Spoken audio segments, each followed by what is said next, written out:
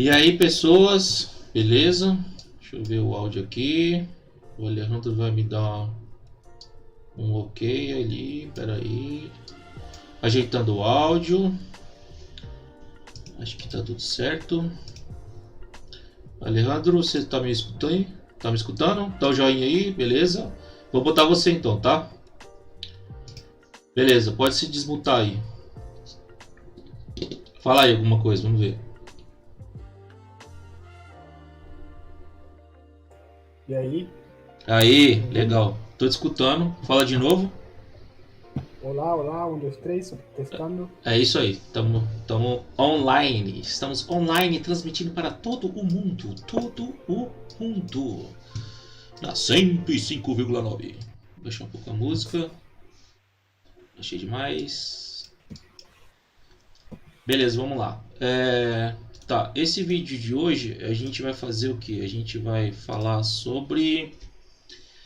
Bom, a gente enrolou muito para gravar um vídeo, né, Alejandro? Porque a gente está bem corrido, tá bem difícil a vida nessa pandemia. É...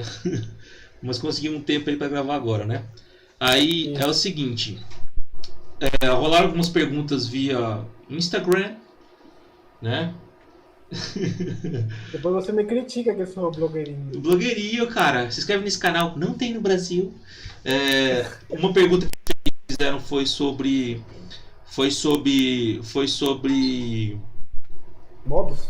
os modos, isso, como é que eles funcionam, se dá para identificar separadamente cada um. Eu já falei, já respondi por lá, mas eu respondo por aqui. O AVL calcula a matriz de estados completa, então ele não separa para você o que é fogoide, o que é período curto, o que é rolamento, porque ele não sabe o que cada comando faz e cada eixo ali, não importa para ele. Ele vai resolver a matriz e vai te dar as raízes, né?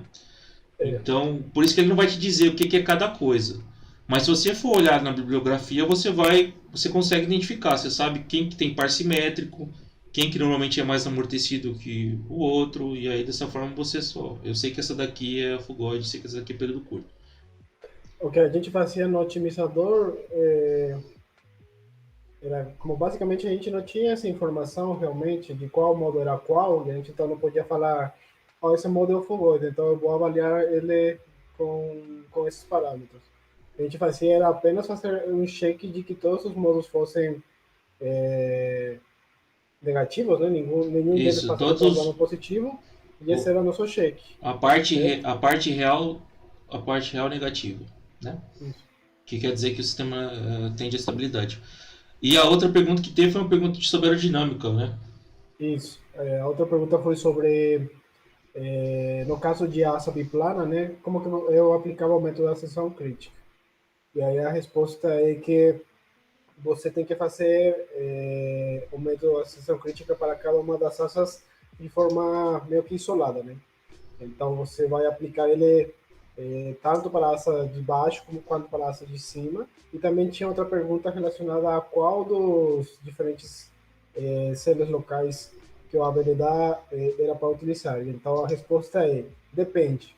Se você tiver uma asa com um flechamento muito alto, você vai utilizar aquele CL norm, certo? Que é o CL pegando também o efeito da inclinação, né? Então, como que o vento está incidindo na asa, Uhum. o efeito do enflechamento.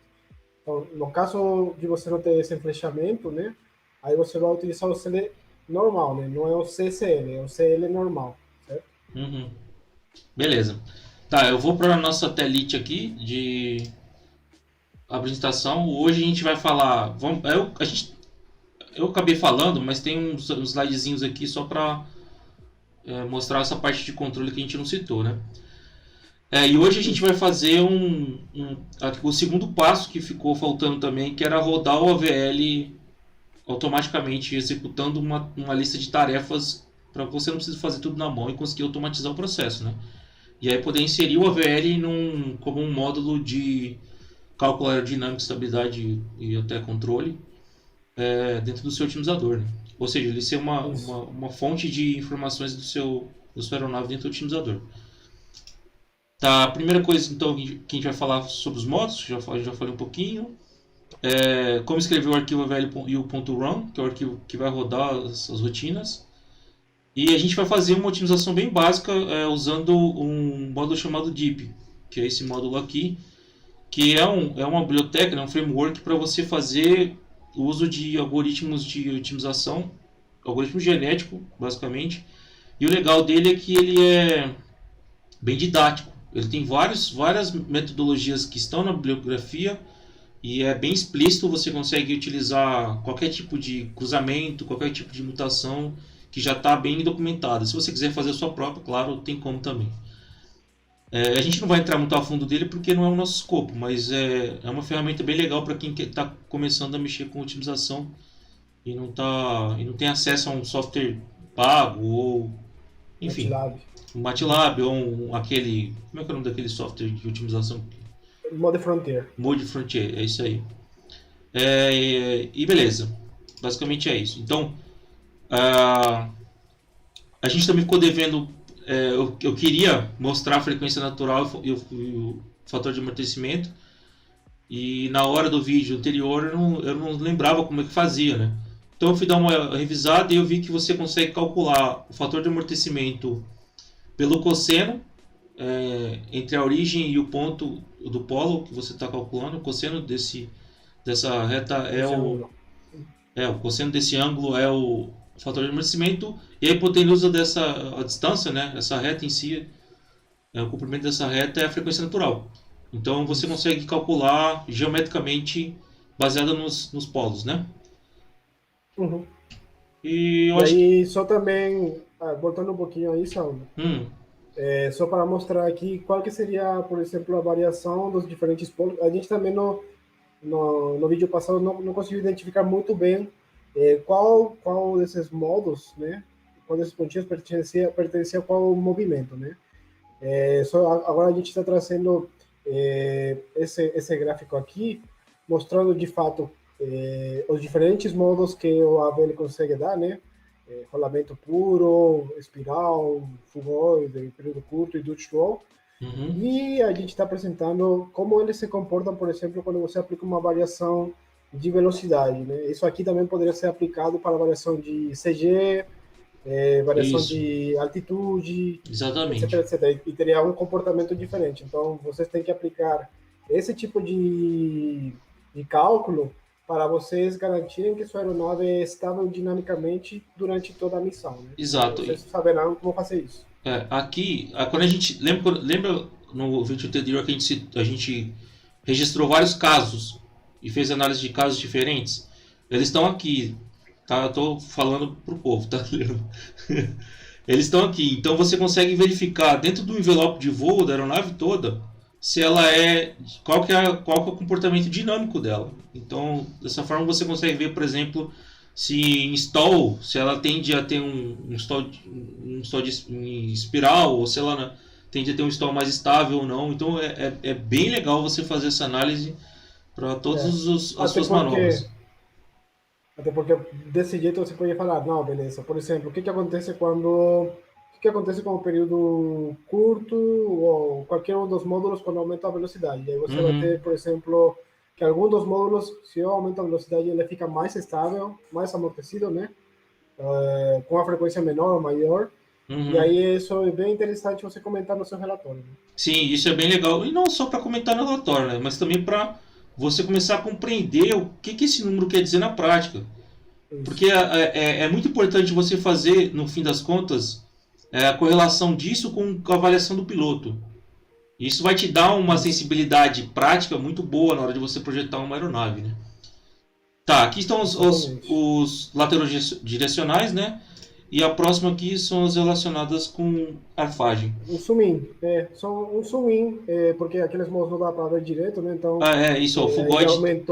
aumentou um pouco o gráfico apenas para mostrar Isso, o fugoide esses. e o período curto, né? Isso, Que não apareciam exatamente. aqui, que estavam. Pareciam, Isso. mas tá bem. O fugoide tá bem ruimzinho de ver. Tá, e o que que. E qual que é a relação? Por que é legal você analisar a frequência natural e o fator de amortecimento? Isso está relacionado mais com esse link que que aconteceu em aviões tripulados, né? Que é entre a avaliação do piloto e o cálculo do modelo da aeronave. Então, esse gráfico aqui é o gráfico do dedão, né? De qualidade de voo do dedão. O gráfico do dedão parece uma digital, se vocês olharem o gráfico, né? E ela relaciona um fator de amortecimento e a frequência natural da aeronave com o quão fácil ou quão difícil é pilotar uma aeronave. Então, esse gráfico ele não existe para aeronaves não tripuladas e fica até como sugestão para quem está procurando um mestrado ou quem está querendo fazer uma pesquisa mais prática, bolar uma metodologia para produzir essa informação para avantes, né? Para aviões não tripulados. Isso é uma informação que seria muito valiosa na hora de você dimensionar, otimizar uma aeronave. Porque dessa forma eu consigo já dizer, pô, essa aeronave vai ser fácil de voar ou não, entendeu? Dá para melhorar, né? Talvez dê para melhorar no anteprojeto ou no projeto conceitual. Isso. Dá para você, se você sabe o que está afetando na tua aeronave, o comportamento dinâmico da tua aeronave, você pode fazer variações, né? Isso. Então, o caso do SAM, né? Por exemplo, Saulo, aí, é interessante comentar o caso de um avião que a gente projetou, que era uma asa voadora, né? E ela Eu vou botar nessa tela enquanto eu procuro uma imagem dele aqui. Vai lá, vai falando. Então, ela era uma aeronave bem parecida com essa daqui, né? Ela não tinha, no começo ela não tinha leme, ela tinha uma fuselagem gigante na região central. E então, o problema dela é que ela tinha um problema forte do stroke, né? Então, a gente construiu toda essa aeronave sem fazer essa análise dinâmica bem feita, né? Com todas as inércias. A gente até fez as inércias, mas depois. Isso, fez depois. E então, voamos o avião e ele tinha um downstroke muito forte, né? O piloto, que é o Barbeto, ele reclamou bastante e era visível. Era visível. Aí, beleza, aí a gente fez o caminho errado, né? Aí a gente calculou as inércias, recalculou a aeronave e a gente observou como o downstroke estava lá presente, né? Com um comportamento bem desejável. Não era um downstroke que fosse levar para a divergência, né? Ele não era ele era o suficiente para que o avião não servisse para a missão dele, basicamente. Então ele não era instável, ele era neutro quase. Ele era praticamente neutro, isso. Então ele ficava assim. Ele não divergia nem convergia, ele ficava voando assim. Então... eu quero achar, eu tô procurando aqui, mas eu não tô encontrando, cara, uma imagem. A gente pode até botar depois em algum outro vídeo, vai ser legal mostrar isso. Porque ele tinha uma coisa bem interessante, quando a gente começava uma curva coordenada, ele estabilizava. Você lembra? Ele tá voando assim, pá, você começava a fazer uma curva, ele fazia a curva bonitinha, aí você parava a curva e ele voltava a balançar. Então ele tava num limiar muito pequeno ali para estabilidade, vamos dizer assim, né? Aí basicamente o que estava afetando na curva, né, é que você mudava o carregamento, né, o formato do carregamento, e aí ele ficava estável. Exatamente. Você pode, por isso que a gente fala, né, que você tem que analisar toda a missão, né, porque você pode ver que em alguns dos casos a aeronave pode ser estável, mas em alguns outros instável, né, a mesma aeronave. Então você tem que garantir que ela seja estável dinamicamente em todas as fases de voo. Exatamente. Bom, a próxima vez eu mostro, galera. Deixa eu voltar aqui para a apresentação. Tá, o que é importante aqui também? Beleza. Esse gráfico aqui que ele está me dizendo que um avião com fator de amortecimento próximo de 0,7, que se você for olhar no anterior do controle, é um valor muito... a galera sempre fala, esse valor é o melhor valor de amortecimento. E para aviões tripulados, a frequência natural é muito importante, né, Leandro? Porque está muito relacionado com o conforto do passageiro. Isso. Né? Pensa assim, eu faço um movimento que se dá o período curto, né? Imagina você tá voando no aviãozinho, né? E ele fica fazendo assim para voltar, com uma frequência muito alta, e aí ele volta. Tipo, ele continua sendo estável, mas o passageiro vai vomitar a aeronave inteira. Então, por isso que no avião de passageiros tem esse limite satisfatório da frequência. Já no caso de aeronaves não tripuladas, a gente tem essa flexibilidade, porque não tem passageiro, né, no caso. Exatamente. Então, você pode, como um critério bem tosco, seguir meio o fator de amortecimento. Tenta colocar ele nessa faixa aqui entre 0,8 e 0,6, que é um bom número para o comportamento da aeronave, né? E esses aqui são os valores desse avião, Isso. né? Que é o avião de 2017. Isso. Aquela asa voadora de quantos metros, Leandro? Tinha 6? 5,90 e alguma coisa. 6 metros, vai. Tinha 6 metros esse avião. Era 8 motores. Tinha tudo que tinha direito. Que esse daí, Jesus amado. Levando em consideração que isso aqui, o AVL tem uma restrição que ele faz tudo como se o avião fosse um corpo rígido. Então ele não tem aeroelasticidade, né? Isso, e aí a gente não considerou realmente que, então, um avião dessa envergadura aí ia ser altamente elástico, né? Então, embora nessa análise inicial que a gente fez com a aeronave rígida, ele mostrou valores de amortecimento e frequência razoáveis, na realidade não era bem isso que estava acontecendo na aeronave, né? Uhum. Tem a parte flexível. E aí, até outras opções para você fazer isso de um jeito melhor, né? E depois do primeiro voo que aconteceu, a gente vai deixar até no link aí embaixo, vai ter o primeiro voo para quem não viu. Aconteceu um fenômeno chamado Body Freedom Flutter. Isso. Foi um flutter. A gente nem conhecia. Eu não sabia nem que existia. Não sabia mesmo. É um flutter que aconteceu no B2, não foi? No bombardeio o B2. O Spirit, né? É um flutter clássico de asa voadora, né? Exato, Porque tem fuselagem, tem uma massa muito concentrada na parte central da aeronave. Exato, e era exatamente como era o avião. Fica fazendo assim, né? Já só fica... Vocês assistam aí depois o vídeo, vocês vão ver como foi. É fantástico, velho. Na boa. Isso aí pra mim foi a melhor coisa que aconteceu, porque ensinou muito, velho. Ensinou muito pra todo mundo, cara. O professor Flávio Silvestre daí, ele falou: foi um bonito exercício de engenharia, né? Foi. Não foi muito bom o resultado, mas... E era engraçado, né, cara? Eu já não tava mais na equipe, mas eu ia lá às vezes curiar vocês trabalhando. E eu lembro... O professor Gil chegou uma vez, né? Lá no laboratório, deu um tapinha no negócio. E a asa inteira começou... Todo mundo, cara. Todo mundo tava esperando esse avião quebrar, porque tava na cara que tinha alguma coisa muito errada na conta. E depois, né? Depois que aconteceu isso, o Vini, que era de estruturas, foi atrás e calculou e verificou que a velocidade... Ele tinha uma velocidade máxima de voo, acho que era 28 metros por segundo. Eu até lembro desse valor, ele comentando comigo. Se o avião passasse disso, ele começava a ir... Bateu certinho, cara. Eu fiquei de cara com o Vini. Ele conseguiu dimensionar isso de um jeito que era certinho. E era engraçado, porque a velocidade de voo, quanto mais rápido, mais pontuação dava, não era? Esse ano era assim, não é? Então a gente acabou fazendo um projeto que voava muito rápido. Se ele fosse um corpo rígido, né? Vocês fizeram um projeto que voava muito rápido se fosse um corpo rígido, mas ele não era. Então, no fim, restringiu bastante o resultado final, né? Você não conseguia acelerar muito o avião, apesar dele estar sempre pedindo ali, olha, eu consigo ir mais rápido. Tinha 8 motores, né? 8 motores, né? Tinha bastante motor, velho. Aí, beleza. Mas no fim, galera, toda essa conta aqui, ela só serve como um start na avaliação. O que tem valor é isso aqui, né? Uhum. Que é o famigerado Cooper Harper. Como é que é isso aqui, Leandro?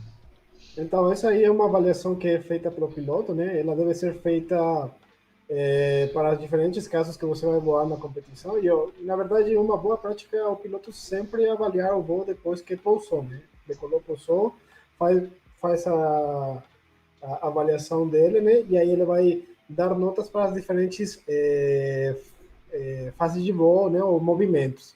Então, aí como que funciona, né? Notas muito baixas querem dizer que o comportamento é satisfatório. Notas muito altas quer dizer que o comportamento está deixando a desejar, então aí você tem que estar olhando essa parte daí, né? E esse aqui é desse avião, né? É do avião. E você vê que a guinada era legal, porque ele fazia curva com motor, né? Motores assim, né? A arfagem era muito boa também, ele subia fácil. Mas a rolagem mais o era, rolamento. era horrível.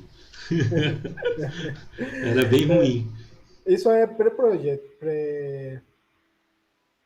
Não, não lembro, mas acho que isso aí foi antes de a gente fazer todas as melhoras possíveis também. Só que também nós outros voos também tem outros problemas, né? Então, É, mas nem enfim, adianta comentar.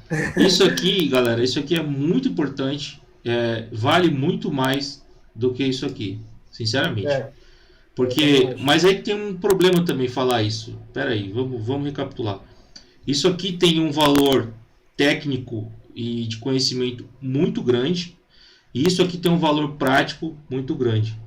É como se no projeto conceitual, o anterior, né, os modos, Sim, eles têm grande valor, porque isso. se você conseguir corrigir erros de estabilidade dinâmica no projeto conceitual, você tem muitas mais chances de que na hora de você fazer Cooper Harper ele vai dar certo, né? É importante a gente falar isso porque senão a pessoa acaba pensando, então eu nem vou fazer essa conta, por que eu vou fazer isso aqui? Eu venho aqui, É, avalio e fico fazendo até esse trem dar bom.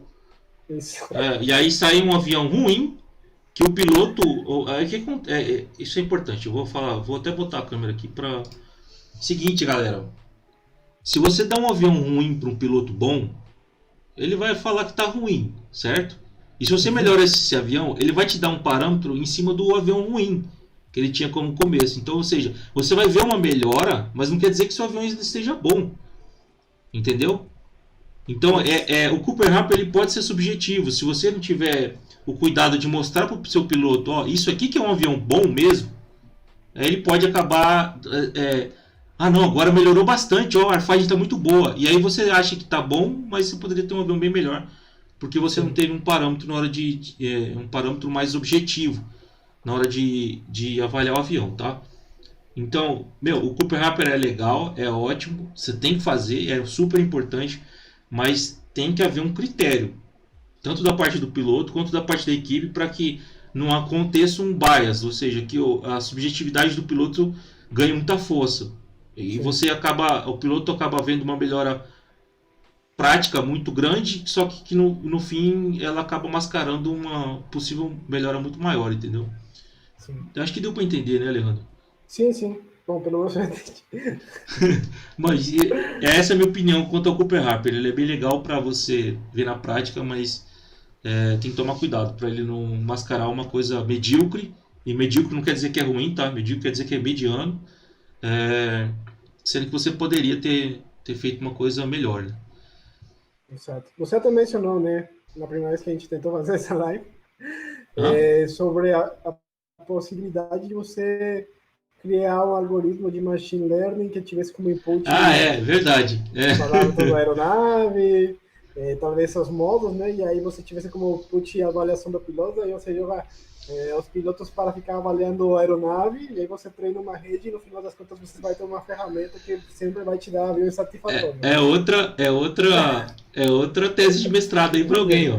Fazer um barbeta digital, tá ligado? Hoje em dia todo controle moderno tem log dos comandos do piloto, certo? Sim.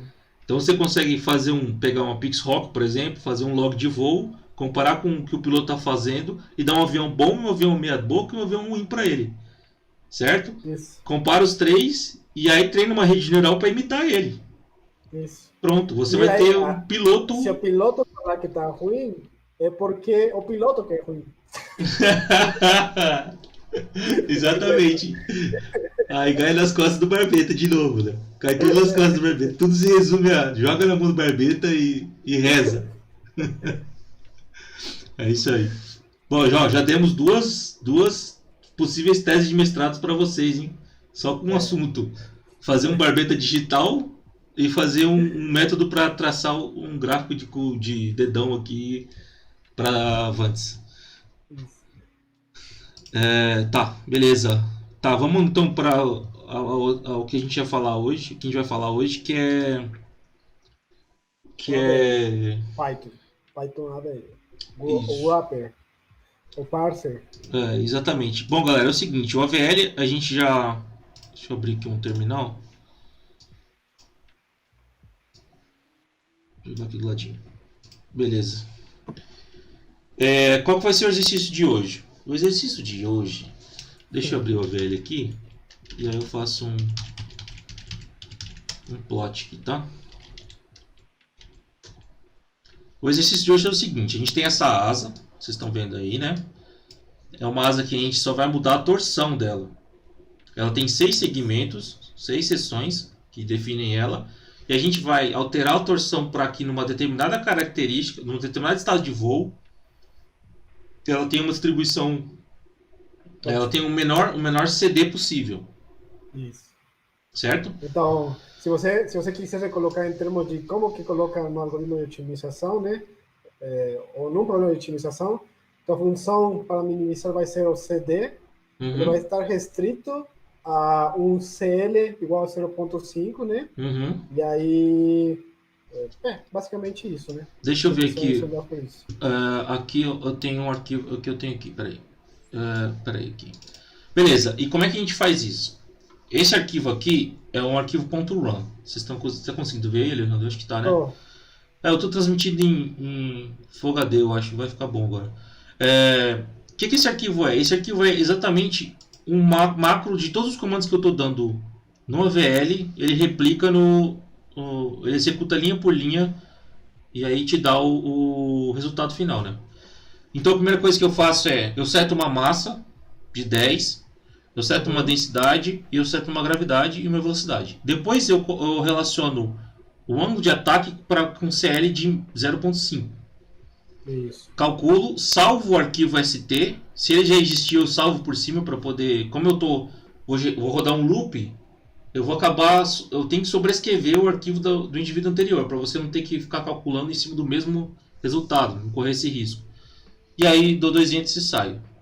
Certo? Então esse arquivo aqui você pode digitar ele no computador mesmo. Digita aqui, coloca os comandos e ele vai executar. Isso. Simples assim. Aí basicamente o que você teria que fazer, por exemplo, se você quisesse fazer uma polar com esse arquivo daí, seria fazer um arquivo que ficasse atualizando no Python, né? Tipo, isso. Como se fosse um for loop, e aí só mudaria no caso da polar, você entrar com um alfa desde menos 10 até 20, por exemplo. E salvando o arquivo ST de cada um. Isso. A gente vai mostrar isso na prática e vocês vão entender. Tá, beleza. Então esse arquivo aqui é o arquivo .run. Por que não funcionou na live passada? Porque, cara, quando eu estou usando o Linux, tá? Você tem que ter o caractere especial aqui pro enter, que é o /N /R, né, na verdade. E eu não sei porquê, no meu editor aqui, às vezes ele não coloca. Eu dou enter e às vezes ele não põe. Eu tenho que descobrir por que isso está acontecendo. Então, galera, toma cuidado com isso, porque vocês vão poder passar muita raiva. Eu já passei bastante raiva aqui agora para fazer ele rodar. Eu nem vou tocar nesse arquivo, eu queria tocar nele agora para mostrar o que acontece quando você altera, mas eu nem vou tocar para ele poder rodar. Só fiquem espertos também nesse arquivo, nos espaços, né? Onde você tem, esse arquivo está reproduzindo o humano entrando os inputs no AVL. Exato. Então, ele tem que fazer exatamente os mesmos passos. Então, toda vez que você tem que clicar um Enter, tem que ter um espaço nesse arquivo daqui, certo? Então, fiquem espertos para isso. Porque vocês podem até rodar o negócio e achar que está rodando, e na verdade não está rodando, né? Ele só está saindo porque você está imputando um comando errado. Isso. O espaço que está falando é uma linha em branco, né? Isso. Uma linha em branco, na verdade não está em branco. Aqui tem um Enter. É um caractere especial e aí você está dizendo o quê? Eu tô aqui agora. Então, peraí. Eu tô aqui no Opera. Então, o que vai acontecer? Ele vai dar um Enter para sair para o VL, outro Enter para garantir. Desculpa. É isso. E daí eu dou um quit. É isso que eu estou fazendo. Exatamente isso que eu estou fazendo. Eu saí do OVL. Então, é isso que ele está acontecendo aqui. Então, é muito importante você seguir exatamente a risco, os passos que você quer fazer para você calcular o teu resultado, entendeu? Então, antes de programar isso aí, faz na mão, esse arquivo .run, faz na mão e você vai, tipo, fiz aqui na mão, coloca o que tem que imputar no Python. Exatamente. No fim, você vai ter um arquivo run bem grande. Se você vai fazer otimização séria, sério, porra, agora eu também me achei um pouco, né? Fui um pouco arrogante falar isso, tipo, que nem a gente fez. Mas se você vai fazer uma otimização com uma certa... Robustez. Isso. Se você quer fazer uma coisa mais completa, você vai ter um arquivo LAN enorme, galera, enorme. Do tipo, ficar o AVL rodando um tempão, calculando uma porrada de coisas. E você vai calcular tudo, fazer a polar inteira do avião, trimar o avião, fazer a polar trimada, pegar a distribuição de carregamento, aí calcular ponto neutro, muda a margem estática. Muda a margem estática, bota o avião em todas as condições de voo, faz tudo de novo para cada condição de voo. Se você vai fazer assim, para você ter a informação completa, ter todo o overview de aerodinâmica, vai ser um arquivo enorme, tá? Então se prepare. E galera, você vai fazer esse arquivo uma vez para o resto da sua vida, porque você vai querer rodar tudo no seu avião toda vez que você for fazer uma análise. Então faz com carinho esse arquivo, vale muito a pena ir lá e montar ele devagarinho e com cuidado. Cuidado é a palavra. Tá, beleza. Então esse arquivo aqui eu não vou mexer ele mais. Importante, AVL ele é um software que você vai rodar para cada indivíduo. Se você editar esse arquivo no meio do algoritmo genético, ele vai executar o que você editou. Certo? O que eu quero dizer com isso? É que muita gente, na verdade muita gente não, eu já fiz isso às vezes. Tá rodando o otimizador aqui e fala, mas espera aí, eu vou colocar aqui mais um alfa. Aí coloquei mais um alfa. E o que aconteceu? Agora, os próximos indivíduos têm mais informações ou menos informações do que os indivíduos anteriores. E isso é injusto em termos algoritmos genéticos. Em termos de otimização até, né? Isso vai causar um erro de otimização, com certeza. Porque você agora tem informações ou está faltando informações que foram usadas para avaliar os indivíduos anteriores, entendeu? Sim. Então, terminou esse arquivo, valida ele, testa ele, checa com um monte de geometrias diferentes e tenha certeza que ele está robusto. E aí, tranca, acabou, não toca mais nele, tá? Uhum. Beleza. Só ano que vem. Só ano que vem, exato. Quando mudar o critério do regulamento, você precisar ver alguma coisinha que você não estava vendo antes. Beleza. Tá, então, basicamente são duas funções que você vai ter que fazer para rodar o AVL no Python. A primeira função é uma função que vai gerar geometria no AVL, que vai gerar o arquivo .avl, esse arquivinho que está aqui, certo?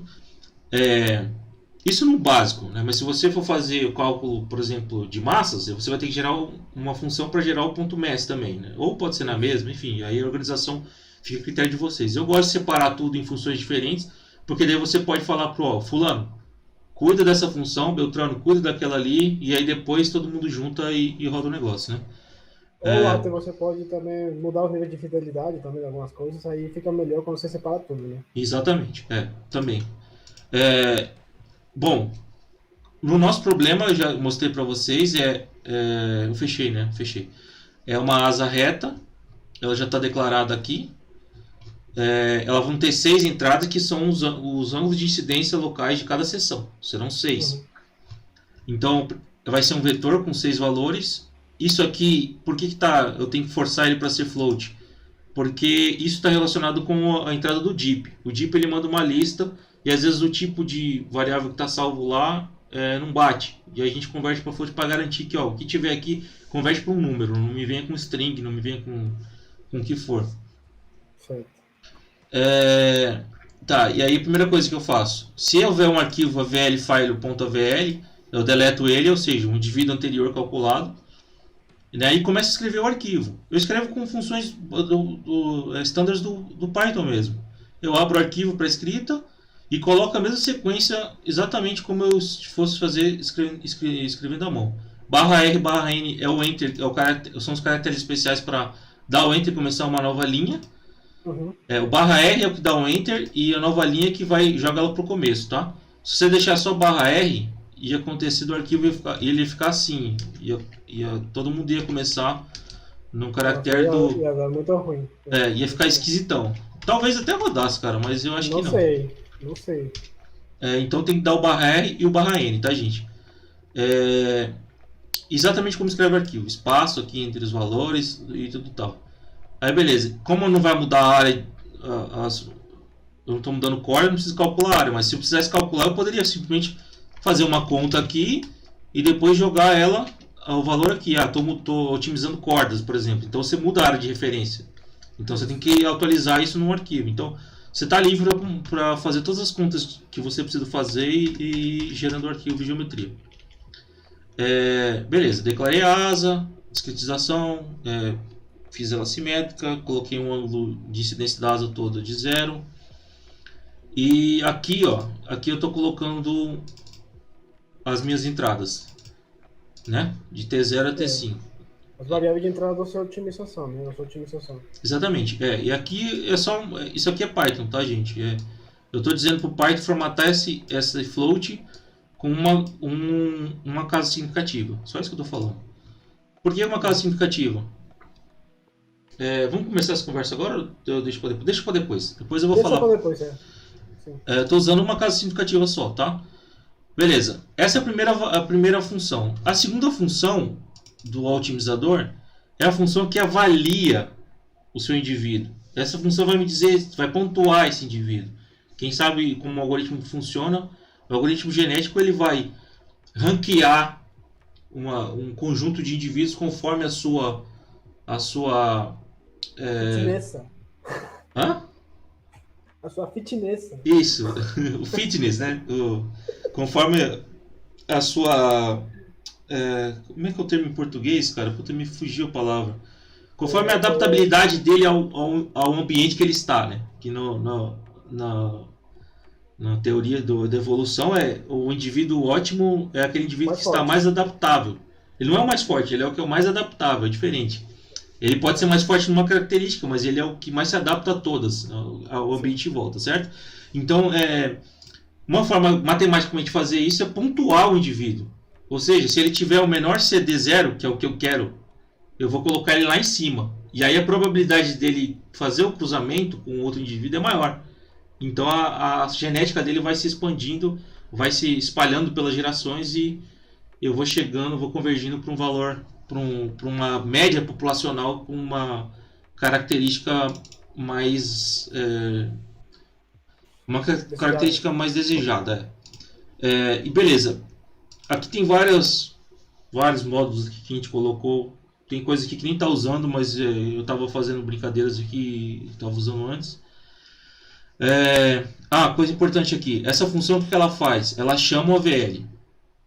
Então, esse aqui é um comando do Python para você chamar um programa via terminal. Funciona no Windows e funciona no Linux. Certo? Vocês não precisam se preocupar em mexer nisso aqui. Por que eu estou chamando subprocess? Isso é importantíssimo, galera. Às vezes o AVL ele entra num loop infinito. Se não me engano, tinha até um exemplo do próprio site do Drella.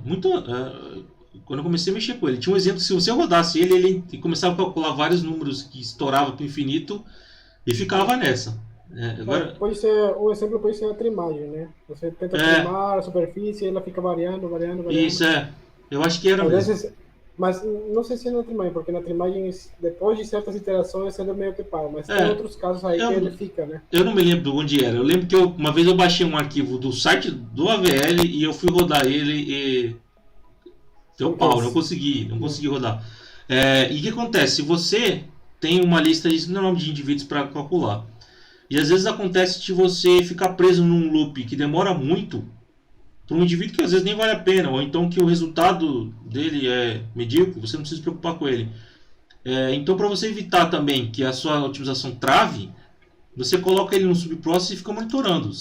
Aqui no caso se passar de 20 segundos, eu mato o cálculo e simplesmente jogo fora. Esse código nosso aqui, na verdade, aqui eu teria que voltar, dar um return aqui dentro, né? Eu teria que botar um return de esse indivíduo aqui não é bom porque travou a VL. Então, sei lá, retorna menos 0,1. Sabe? Então, se eu tiver que matar o AVL porque esse indivíduo travou ou demorou muito, eu vou penalizar ele com um CD0 bem menos 1, né? Com CD0 bem alto para ele poder, esse indivíduo não é legal, deixa ele morrer porque ele não está valendo a pena. Vou dar uma dica aí valiosa também, antes de você terminar com essa parte. Eu fiz alguns cálculos com outro programa que chama-se FPWB, né, que é um potencial completo. E aí ele é um programa que foi feito para rodar no Windows, né? Então eu tive que Recorrer. recorrer para utilizar o Wine. Só que esse Jesus. programa daí, e esse problema não só dava no Python, né? Também dava no MATLAB.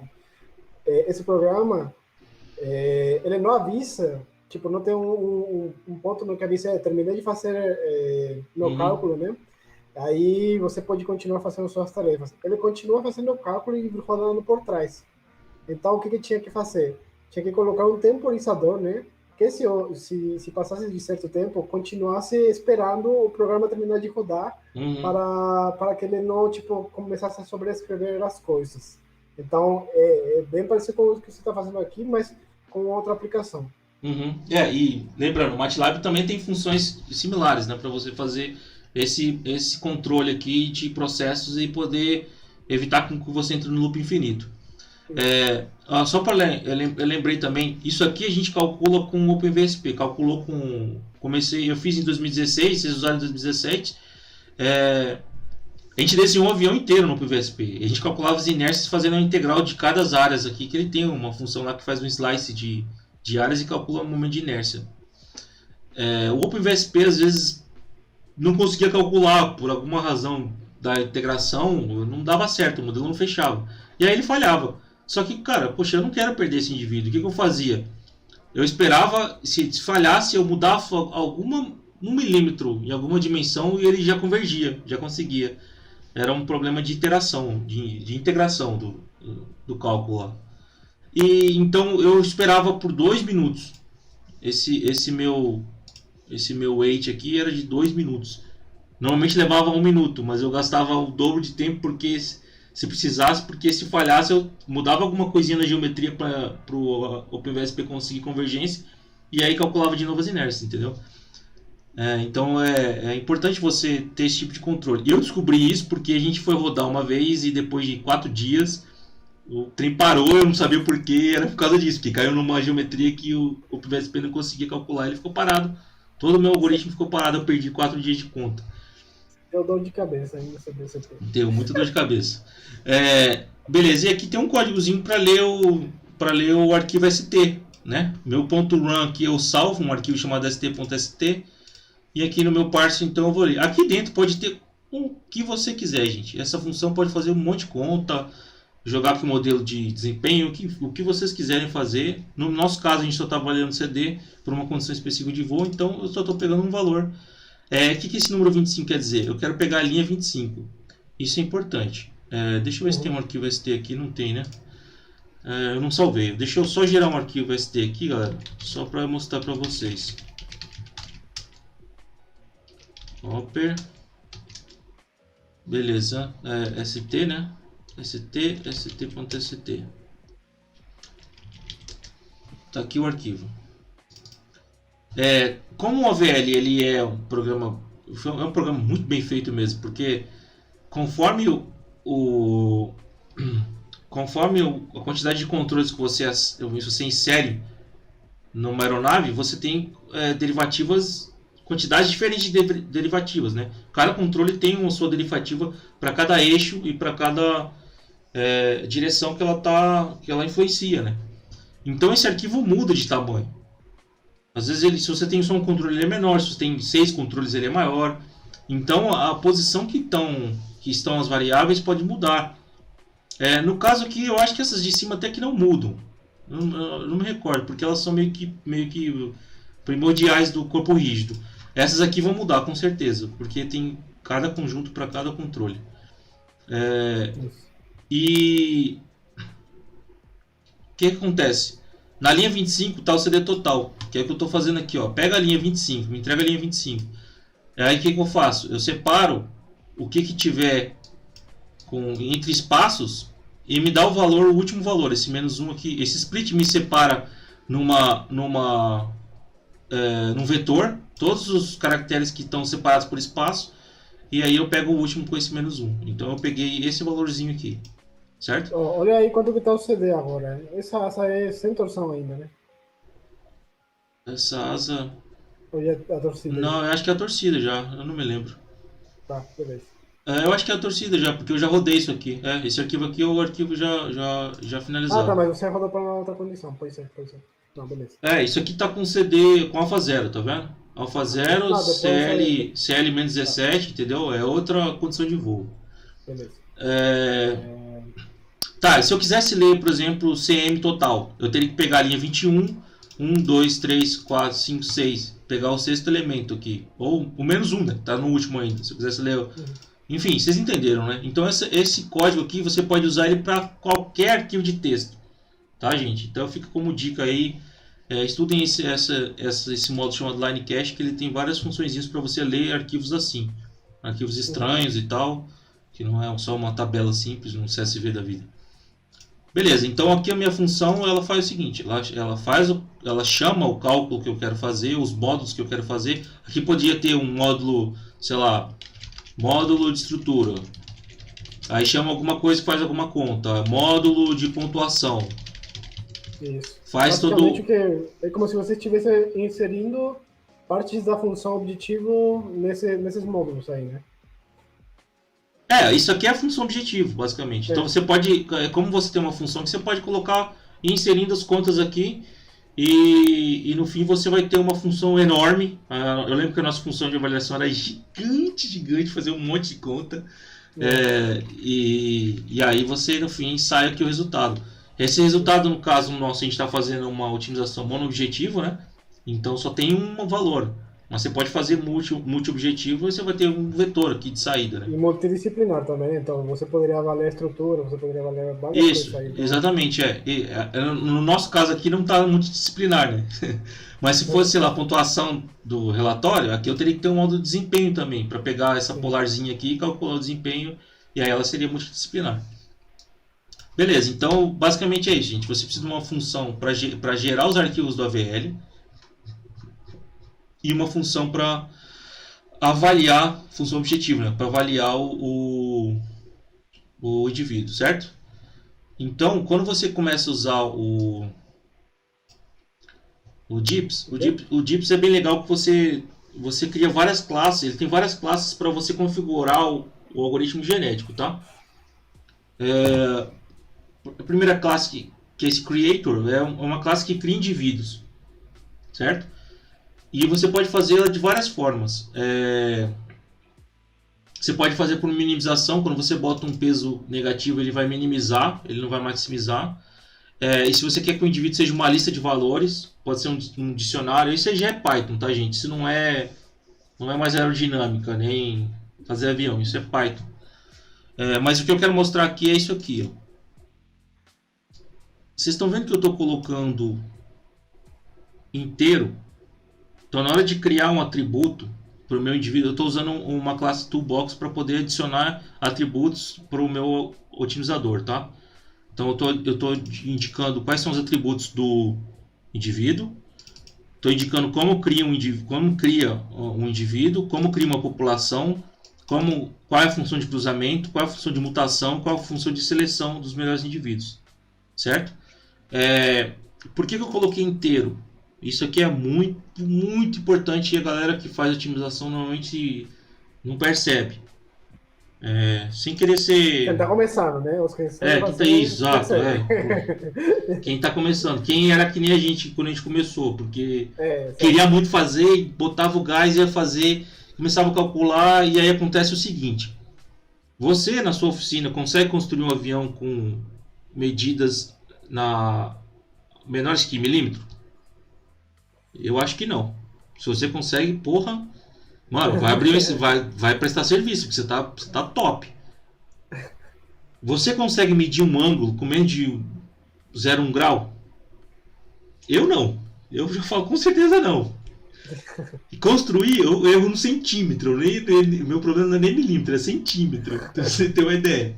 Então não faz sentido eu adicionar uma precisão ou uma resolução de variação geométrica que eu não vou conseguir atingir na construção, entende? Então, no caso aqui, o que eu estou fazendo? Olha o pulo do gato que eu estou fazendo. Eu poderia estar usando essa variável aqui, mas beleza. Olha o pulo do gato. Eu estou dizendo, me crie indivíduos com valores inteiros de ângulo. De 70 a 100 graus. Porra, 70 a 100 graus. Não, eu estou dividindo por 10, lembra aqui? Estou dividindo por 10. Então é de menos 7 a 10 graus. Uhum. O que isso vai fazer? Isso vai fazer com que eu tenha só uma casa significativa no float. Basicamente, a consequência disso na parte do otimizador vai ser, por exemplo, vamos pensar que vocês tenham uma otimização simples de uma curva, né? E ela pode ser discretizada por inteiros, ou você pode discretizar ela, como que chama? Quando tipo de forma Flutuante. contínua. Flutuante. Você tem limitantes na hora de você setar seu algoritmo de otimização, do tipo, você vai colocar um número dado de gerações, uma população dada, né?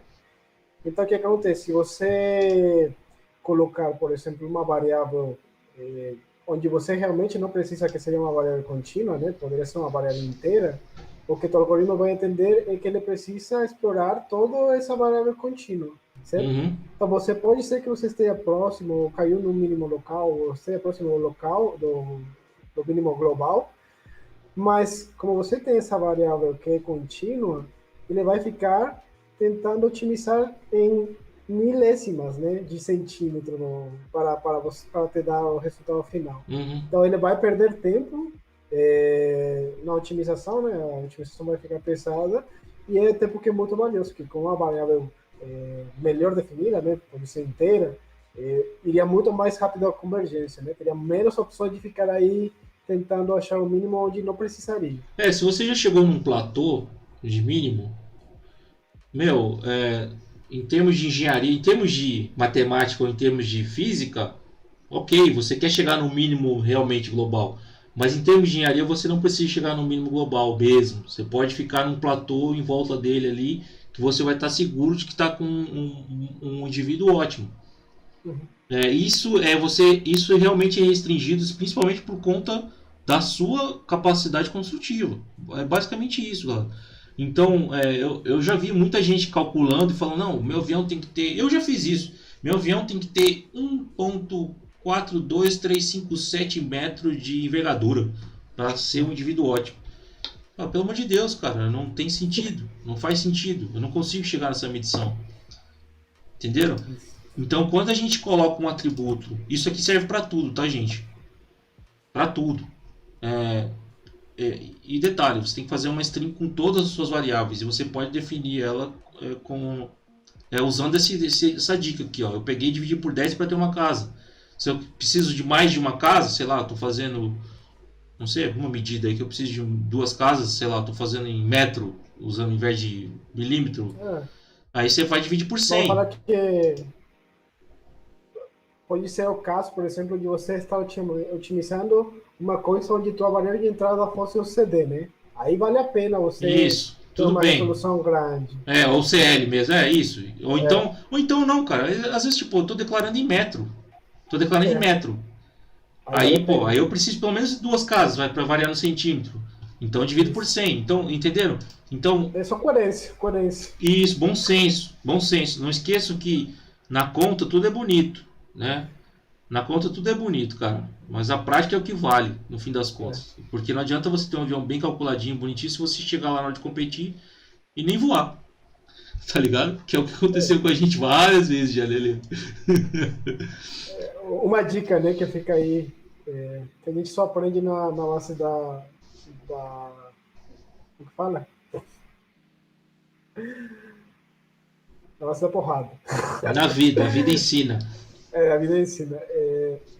Não sejam afobados quando vocês estiverem fazendo esse tipo de coisa aqui. Vão com muita calma, vão tranquilamente, que vocês vão chegar mais longe. Eu sei que é muito emocionante quando você clica no botão rodar e aparece o resultado lá. Mas o trabalho para chegar num bom algoritmo requer você ir prestando atenção nos detalhes. É isso aí. Bom, e pessoal, da mesma forma que eu adicionei um atributo meu, e aí eu chamei aqui no Toolbox ATTR Angles aqui, ó, e é esse nome aqui. Você pode fazer isso para tudo, tá? Eu quero fazer uma função de cruzamento. Você pode criar ela aqui e adicionar ela. Você pode criar ela, definir ela como eu estou definindo uma de avaliação aqui e adicionar ela, entendeu? Então o algoritmo é aberto, ele tem várias. Se você for na documentação dele aqui, tem todas bem descritas, como funcionam, quem que escreveu na bibliografia é bem legal mesmo, porque está bem documentado esse framework, tá? Aí beleza, então eu registrei aqui tudo que eu vou usar como no algoritmo genético. Eu não vou explicar isso aqui porque não é o foco. Eu peguei Sim. praticamente. Isso aqui é um exemplo básico deles lá. A única coisa que eu adicionei na real foi isso aqui. E aí eu fiz duas coisas a mais também. Eu adicionei uma função de avaliação, certo? Que chama evAVL, que é essa daqui. Essa da função ela está chamando a função de geometria e depois ela retorna o resultado da função de avaliação da parte de aerodinâmica, certo? Eu posso adicionar mais coisas por aqui também, se eu quiser avaliar mais coisas, fazer mais conta. Ou eu posso adicionar aqui também, tanto faz. O jeito que eu só foi a forma como eu declarei aqui, que está desse jeito. E tem uma segunda avaliação, que é uma avaliação de feasibility, né? Que é a avaliação para verificar se o indivíduo é válido. Porque isso é importante. Nesse caso aqui não vai acontecer, mas pode acontecer, por exemplo, de você zerar uma medida geométrica. Eu fiz uma corda zero. E não existe um avião de corda com corda numa seção zero, por exemplo. Então você precisa sempre cuidar para que o algoritmo, quando vai aplicar principalmente quando ele aplicar uma mutação, ele não aplicar uma mutação que tire o avião do escopo de projeto que você determinou, entendeu? E uma forma de você fazer isso... Perdão, não entendi. Um outro exemplo talvez poderia ser você colocar uma restrição de distância de decolagem. Então, todos os indivíduos que saiam decolando com a distância maior Sim, do que isso aí você pode fazer isso, mas é melhor você fazer isso na função de evaluate, não nessa função. Essa função ela vai rodar a feasible, ela vai rodar antes de ele executar a avaliação. tá, é a que vai gerar os indivíduos. Então. Porque você não tem essa informação, por exemplo, distância de decolagem, você precisa rodar o AVL antes, entendeu? Sim. Essa função, entendi. Essa função physgen aqui, ela é independente da função EVAVL. Então a informação que eu tenho aqui é diferente da informação que eu tenho aqui. Então é melhor você adicionar uma penalidade por aqui para esse caso, que eu preciso fazer um processamento customizado para mim, do que pelo físico. Porque na Posso fazer uma pergunta sobre isso? Por exemplo, essa função roda antes do que você... Não importa. De você definir seu range de variação da variável? Você fala aqui? Porque, por exemplo, eu posso colocar no meu range de variação da corda ou da torção, né? Entre menos 7 e 5, por exemplo. Né? E aí eu não precisaria dessa função, eu precisaria da Não, aí que tá. Porque quando você aplica uma mutação, você não garante que o indivíduo, que o resultado dessa mutação vai ficar entre os... Na real, você pode até garantir, mas se você usar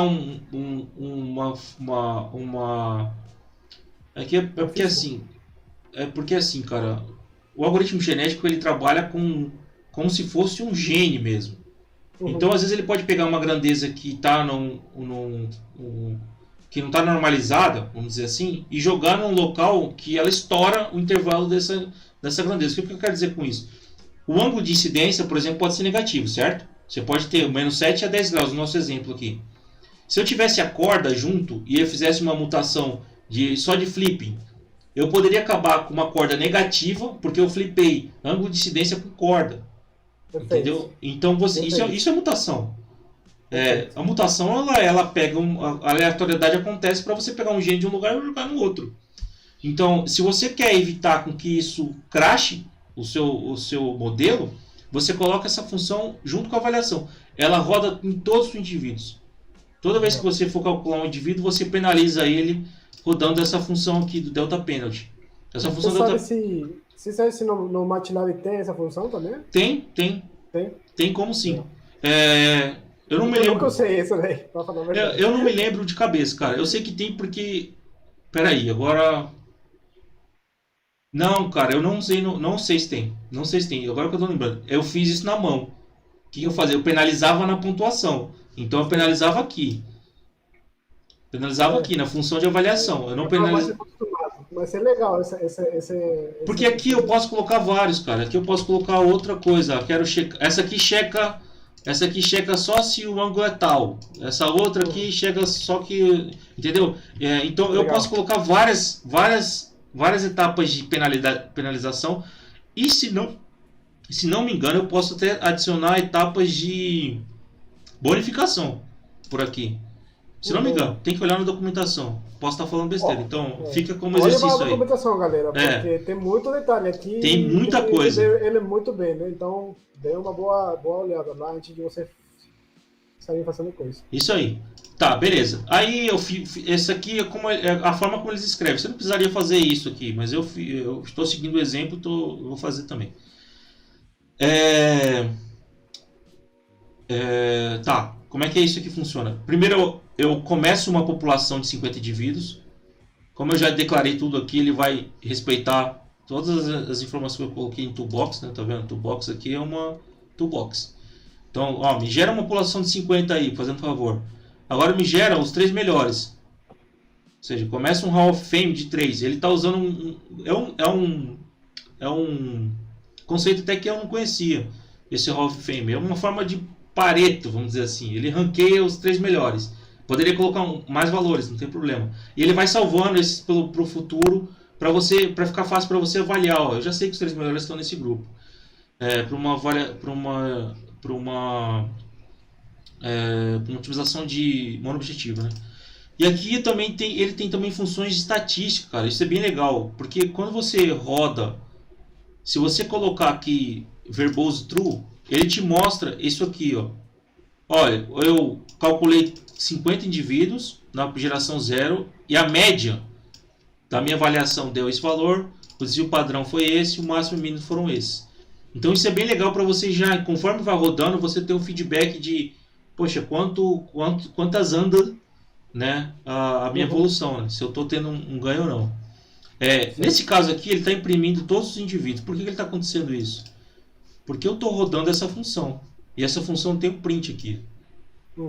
Então aqui ele está imprimindo por conta dela, tá? Se eu não quisesse que imprimisse, era só apagar ele daqui. E aí ele só vai imprimir as gerações.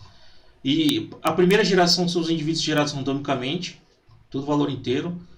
E assim vai, vou calculando. Às vezes ele calcula menos indivíduos. Por que isso acontece? Ele não repete o cálculo nos pais, ele só calcula os filhos. Só que se os filhos forem iguais, ele calcula de novo. Tá ligado? Então, o que aconteceu? Quando ele começou a convergir, ó, comecei a ter filhos iguais, ó.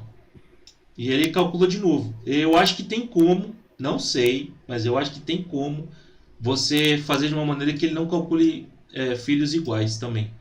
No MATLAB ele meio que menciona, né? Tal geração só avaliou tantas funções, né?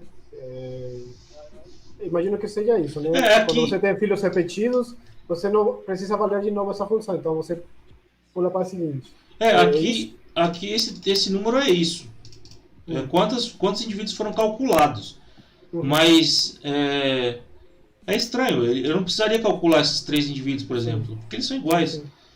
Eu acredito que tenha como melhorar isso daí. Aí beleza, depois de calcular tudo isso aqui, demorou um pouquinho. Eu posso pegar...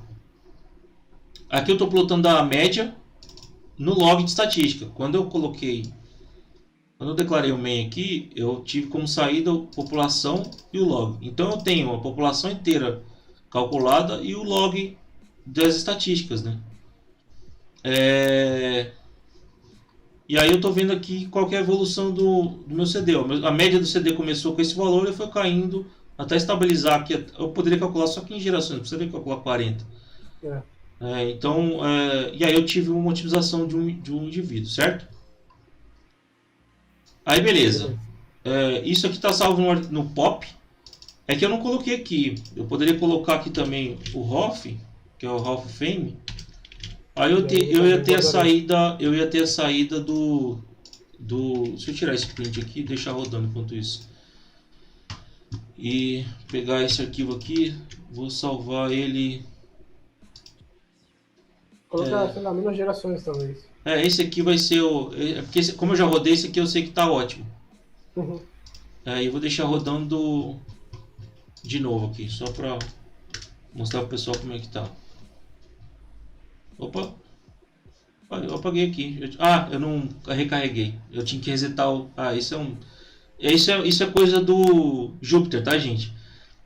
Se você não reseta o kernel, não adianta nada você editar um arquivo funcional, porque ele gera um CPython desse arquivo, tá? Então você tem que resetar o kernel para poder qualquer alteração de fora ele carregar aqui. Por isso que não carrega, por isso que está imprimindo ainda. Ele está com a versão antiga que está compilada em CPython já quando você adiciona com o comando import. Beleza. Tá, deixa ele rodando aí. Enquanto isso, vamos ver o que saiu de resultado, beleza? Certo. Beleza. File copy 1.bl. Carregou o arquivo? Carregou, né? Tá aqui. Asita, asa principal.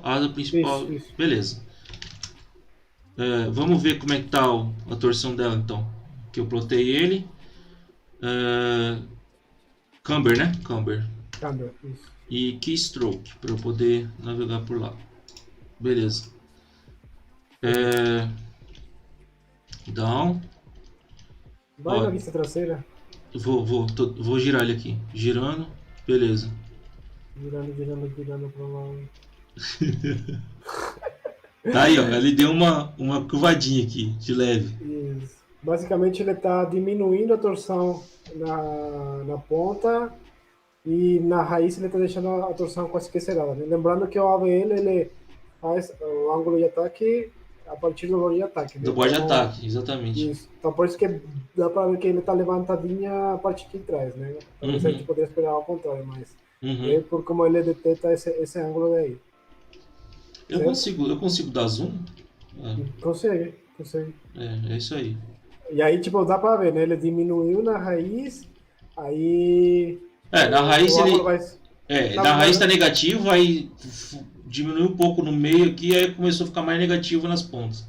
Isso. Aí fez um arco, fez um arquinho na torção. Isso. O esperado seria que ele não tivesse essa parte de aumento, né? Na raiz e na ponta. Teria que ser meio que linear. Porém... Bom, não seguir esse comportamento, né? Isso aconteceu por quê? Porque pode ser por várias coisas, né? Pode ser discretização fraca. A gente utilizou apenas 6 variáveis, né? Se a gente tivesse utilizado mais variáveis, pode ser. Talvez teria ficado melhor. Mas mesmo assim, isso aqui é só um exemplo, né? E também pode ser também o próprio genético, a forma como a gente colocou. Talvez poucos indivíduos, ou poucas gerações, ou então o nível de talvez um pouco menos ângulo, resolução do ângulo, enfim, várias coisas influenciam. Esse exercício é legal porque ele mostra que funciona, que o negócio rota, né? Só que ele também mostra que não é assim tão lindo e maravilhoso como a gente vê na TV, entendeu? Sim, você tem que, por isso, meio que fazer esses testes de sanidade. Sempre que você começar a fazer uma otimização, faz teste de sanidade para você ver. Exatamente. Se ele está se comportando como esperado, né? Por exemplo, nessa otimização de CD restringindo o CL, né? Dependendo do CL que você colocar, você vai esperar que a distribuição seja elíptica, né? Se você colocar... Porque a asa é ótima, né? Em termos de otimização de CD, de arrasto induzido. A gente leu aquele paper, né, que viu faz pouco tempo aí, mandamos um paper lá da Michigan, que depende essa distribuição, né, nem sempre vai ser, tipo, quando você faz otimização de corda, nem sempre vai tender para essa distribuição da asa elíptica, por exemplo, que nem o Spitfire, né? Você pode ter umas coisas meio loucas quando o efeito dos vórtices de ponta não estão tão presentes, né? Baixos ângulos de ataque. Você está falando agora, de que alto ângulo de ataque, alto ângulo de ataque, aí você precisa, você vai ver que a tendência vai ser sempre essa de partir para a distribuição elíptica, porque você está tentando diminuir os vórtices de ponta de aço. Ok, mas você está falando do quê? De que artigo, cara? do que a gente conversou outro dia lá, Artigo que o Ney postou que eu postei e que e o o Ney Ney comentou. comentou. Ah, tá. Isso. Depois pega esse link, vamos colocar ele aqui. Ele é público? Ele não é público, mas quem tiver acesso à universidade tem acesso ao café, né? Que é o Uhum. do CAPES, Bom, e você pode vamos colocar o link aqui, a pessoa, se você vira tiver para a como. tela. Exatamente. Tá, aqui. Aí você não está na condição certa, né? Exato, aqui eu estou na condição. Liguei abri o AVL. Ou seja, a distribuição tá bem. Tá Bem bem ruim. Olha, doidona. olha o E, que seria o fator de É, Osborn, hoje né? tá zero. Não sei por que tá Nossa, tá zero. muito ruim, tá muito ruim. Ah, não, peraí, Porque, não tem velocidade. O avião tá parado. não, mas mesmo assim, porque ele tá fazendo o ângulo de ataque Tá 2. tá 2, né? Então ele não tá fazendo para o ângulo de ataque que a gente colocou. É, não tá fazendo Coloca nada. Isso aqui eu só rodei, eu só apertei o X. Então eu isso, não olha sei. O CL tá zero. Se ele tá minúsculo. Então, porque o CL tá zero, você não tá gerando sustentação, né? Então É, então, o avião tá faz parado. sentido, faz O avião sentido tá você ter esse parado. fator de Osborn. É. Vamos colocar então as condições de voo conforme estão nesse arquivo aqui, tá? Isso. Então é C1, aí a massa, coloquei 10, densidade do ar 1.15, opa, botei 1.16, 1.15, gravidade 9.81, velocidade 12, certo? Uhum. Beleza, agora aqui eu vou colocar uma restrição para o ângulo de ataque, Uhum. porque o CL seja de 0.5.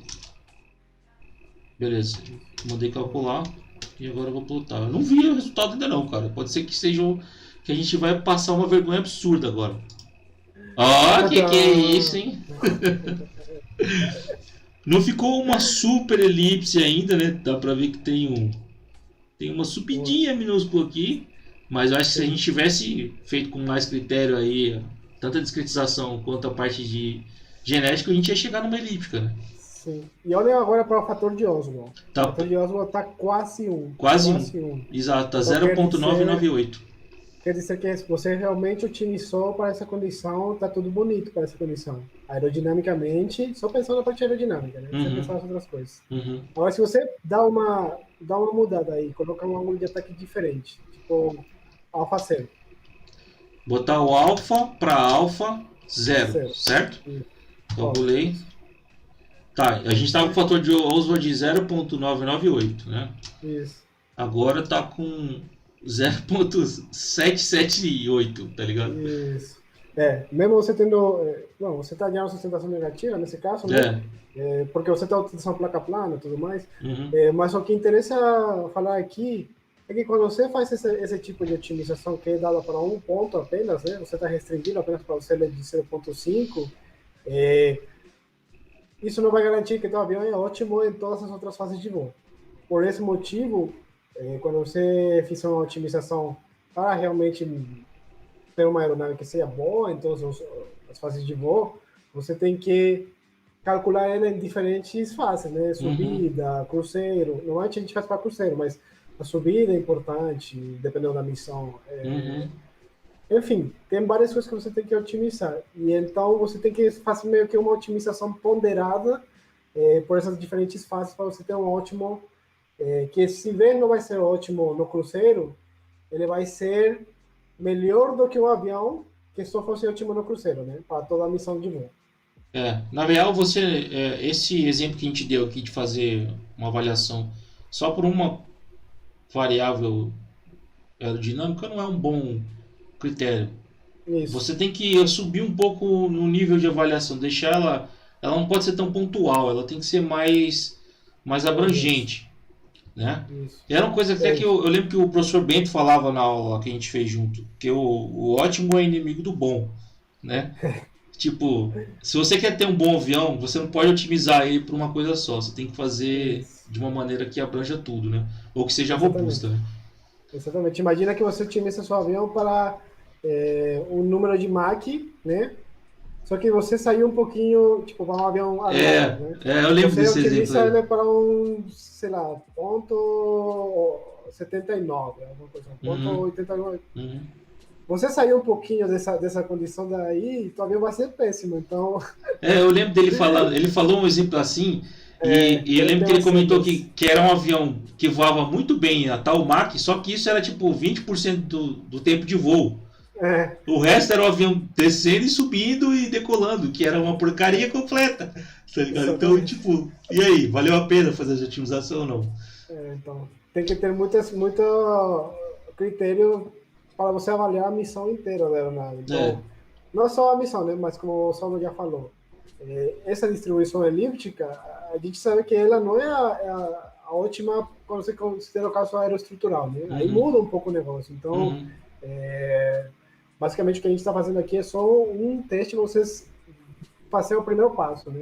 Para quem é, está começando a fazer a otimização. e pensando no aero design, é, as categorias Advanced e Micro são legais para você fazer otimização multiobjetivo. Sim.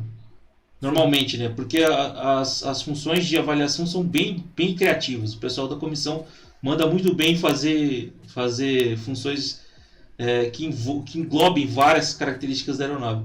Agora, a regular, eu acho que não precisa nem ser multi, cara. Dá para fazer com É. monoobjetivo, porque é uma função que normalmente não é tão complexa. Apesar de já Realmente. ter acontecido no passado funções, avaliações muito legais, como aquela que pontuava mais eficiência estrutural do que carga paga, que Sim. foi animal, que o pessoal da UIRA ganhou com um aviãozinho minúsculo, que o Barbeto até tinha um avião menor ainda, só que não conseguiu voar ou carregar mais, não lembro.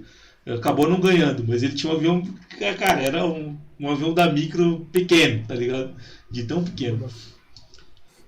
Mas acho que é isso, né, Leandro? Acho que a gente já falou o basicão. Só queria dar um comentário aí antes de finalizar sobre a parte da otimização. Além de todos os pontos que a gente já falou, né, e tem muitas mais coisas a serem consideradas, mas um ponto que é bastante importante, antes de você sair otimizando, né, faça uma análise de sensibilidade das suas variáveis de entrada para o Hum, problema, certo? isso, cara, muito bom. Por exemplo, recentemente eu fazia uma otimização para tentar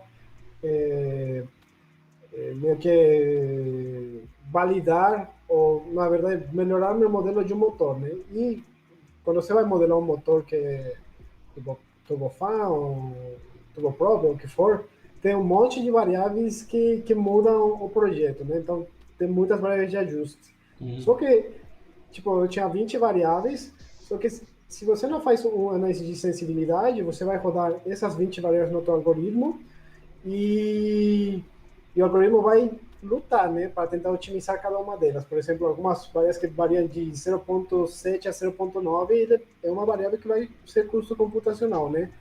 Se você faz uma análise de sensibilidade prévio, você pode observar quanto que essas variáveis estão afetando na tua função objetivo, certo? Uhum. Então, se você tem variáveis que quase não mudam nada na tua função objetivo, não vale a pena você colocar na otimização, certo? Exatamente. Vale a pena você focar naquelas variáveis que realmente estão fazendo uma diferença considerável, porque aí você vai diminuir o seu tempo de cômputo e também vai chegar no melhor resultado, né? Vai ter a chance de chegar no ótimo global, se for o caso. Eu não lembro de cabeça, cara, mas eu sei que cada adição de variável nova no cálculo do algoritmo genético você tem um aumento exponencial de exigência computacional. Eu não lembro o quão exponencial é, mas é muito Uhum. grande. Então, Sim, minimizar a quantidade de variáveis é uma coisa que é super importante no genético, tá? É, então, tudo que você puder fazer em termos de geometria para minimizar isso é bom. Uma coisa que eu não fiz na primeira vez que eu rodei e que deu errado, por exemplo, foi a cauda. Às vezes é uhum. legal você não otimizar a geometria da cauda, mas fazer ela analiticamente conforme a asa, por exemplo. Então, por exemplo, você fez uma asa e vai otimizar essa asa. Quero fazer, sei lá, uma asa mista e vou otimizar ela para tal situação. Mas eu sei, por uma experiência, que é tal metodologia de cálculo, dimensionamento cauda, funciona. O avião vai conseguir voar. Então aplica isso primeiro. Em vez de você botar toda a geometria para otimizar, comece só com a asa. E aí faz o resto das contas analiticamente e tal. E assim você vai evoluindo até você chegar num ponto que o avião inteiro vai estar sendo otimizado. Isso. Mas eu acho que é um bom começo, né?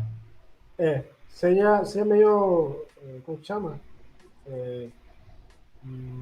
Humildes quando vocês estão começando a fazer otimização. Não quero fazer tudo de uma vez, porque normalmente você pode cometer vários erros no processo e não chegar no objetivo de você ter um bom resultado, né? E aí você vai desistir para que a otimização é ruim e não tem isso daí, né? A otimização é tão boa conforme você colocar os inputs do jeito que você... Exatamente. Exatamente. Então eu acho que fica essa mensagem final, né? Mensagem final. Tem mais alguma coisa que quer falar? Quer falar alguma coisa? Pô, me veio à cabeça um negócio interessante também. Só Diga para aí. é também interessante você fazer um design of experiment, DOE. Isso, deu aí. Ele é parecido um pouco com análise de sensibilidade, mas já é aplicando no genético, né? Isso, você tem vários métodos aí. O mais famoso, acho que é aquele hipercubo latino, né? Que basicamente você vai avaliar duas variáveis de projeto, né? Num espaço multidimensional, né? Uhum. Meio que não é equidistante, né? Mas de um jeito distribuído de tal jeito que ele vai cobrir bem o teu espaço de projeto e aí você já tem um norte de por onde que pode estar o ótimo. E aí você pode meio que focar nessa direção para fazer a otimização. Exato. Então você faz uma análise inicial abrangente e depois restringe um pouco as suas variáveis para trabalhar onde pode ser que esteja o seu máximo ou mínimo global, né? Então acho que é isso, né, Leandro? Acho que deu, né? Agora sim. Nossa, deu demais, já foi muito tempo. Desculpa aí, galera. Mas sei que essa aula aí ameritava pontuar várias coisas que são interessantes, né? E que o objetivo é vocês não terem que percorrer todo o caminho ruim, já começar de um caminho um pouco mais bonitinho para não passar por todos os perrengues que são próprios do processo. Né? Exatamente. E eu acho que é isso. Agora é a hora de botar a mão na massa, aproveitar esse ano atípico que a gente está tendo para exercitar e começar a produzir as suas próprias ferramentas de projeto aí e crescer, né? Crescer como engenheiro e como equipe, né? Aproveitar esse ano, já que a gente não vai, infelizmente, não vai ter voo. Não vai ter voo, né? Não vai ter voo. Não vai. Já que não vai ter voo, vamos aproveitar para voar no computador. Né? Isso aí. Bom, é isso então, galera. Se você for sair de casa, usa máscara, tá? Se você não for sair, bom pra você. Melhor ainda. Se cuidem. Adicione a gente no Instagram, Vai que voa. O nosso blogueirinho aí, o Alejandro, tá cuidando do Vai que voa. Cada um tem um Instagram também, se quiser adicionar também, procurem lá, vocês vão achar. Tirar dúvida, tudo mais.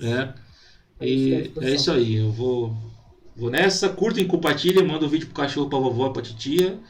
E é isso aí. Falou, galera. Falou, até mais.